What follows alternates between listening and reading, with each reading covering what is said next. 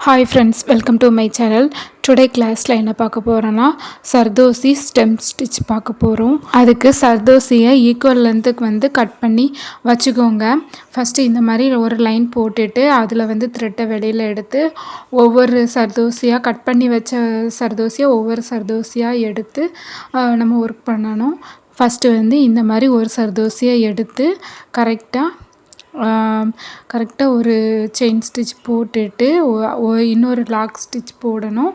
அப்படியே அதை வந்து ரைட் சைடு கொண்டு போய் ஃபஸ்ட்டு நம்ம ஒரு சர்தோசி போட்டு அந்த சர்தோசிக்கு சென்டர்லேருந்து ஒரு செயின் ஸ்டிச் எடுத்து அதில் ஒரு லாக் ஸ்டிச் போட்டுட்டு அப்புறம் இன்னொரு சர்தோசியை எடுக்கணும். இன்னொரு சர்தோசியை எடுத்து அதுக்கப்புறம் அது கீழே வந்து லைனில் கரெக்டாக ஸ்ட்ரைட்டாக லைனில் வந்து ஒரு ஸ்டிச் போட்டுட்டு அப்புறம் ஒரு குட்டியாக அது பக்கத்தில் ஒரு குட்டியாக ஒரு லாக் ஸ்டிச் போடணும். மேலே கொண்டு போகும்போது லைட்டாக கிராஸாக லாஸ்ட்டு போட்ட சர்தோசிக்கு சென்டரில் சைடில் போடணும். சென்டர் பார்த்து சைடில் போடணும். போட்டுட்டு ஒரு செயின் ஸ்டிச் போட்டுட்டு ஒரு லாக் ஸ்டிச் போட்டு அப்புறம் வந்து இன்னொரு சர்தோசியை எடுத்து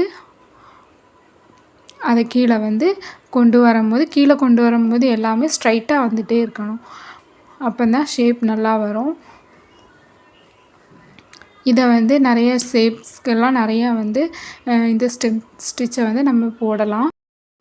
நம்ம கீழே வந்து கொண்டு வரும்போது ஸ்ட்ரைட் லைனில் கொண்டு வரணும். மேலே கொண்டு போகும்போது ஸ்ட்ரைட் லைனில் போடாமல் சைடில் தான் போடணும்.